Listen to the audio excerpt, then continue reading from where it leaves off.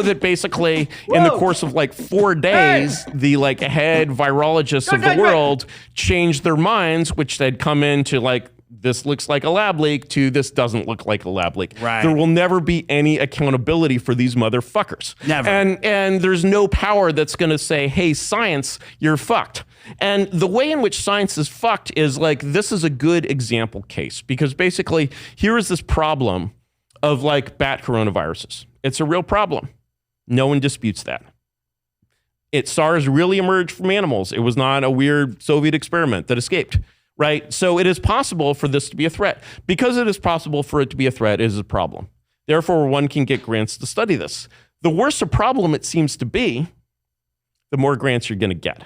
So you have basically a feedback loop in the marketplace of ideas in which this idea basically brings power to that market.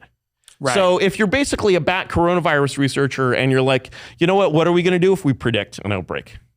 Right. It's like I predict there will be an earthquake in the Bay Area. Okay, let's build our houses a little stronger. Right. You know, what have you actually done here? Like, was any of this research useful in solving the actual outbreak? So, absolutely not. The profit motive in the marketplace of ideas can corrupt. Right, but it's not specifically, it's sort of, when you think of a profit motive, that's not really the way academics think. They think of like an empire building motive. They think of like, my career is more successful if this is a bigger problem. Yes. You know, and so they basically play Pokemon with bat coronaviruses, and then they like mutate their fucking Pokemon to make them as dangerous as possible in like basically low rent Walmart tier labs in Detroit. Right. And then they're basically like, you know, when you step back, the important thing is when you pull the camera back and you look at this behavior.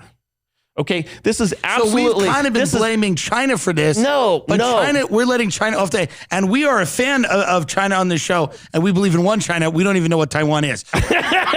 So incredibly based. Yes. Incredibly based. But this isn't a China problem. This is a U.S. problem. This is a problem with the way we do shit. And we basically said, we're going to take the experts. You know, who's going to watch the watchdogs? Ancient political question. Right. And they're like, well, why don't the experts watch the watchdogs?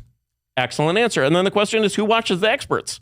And they're like, well, you know, I guess they could watch themselves. Right. And when they watch themselves, they do shit like this, which is every bit as dumb as like what it was done in fucking Chernobyl, where they're like, let's turn off the backup safety systems to prove that our reactor is safe if we turn off the safety systems. That breakdown of COVID was the best I've ever heard. Thank you. I have never heard it anywhere else. Thank you. And will I hear it anywhere else? Who the fuck knows?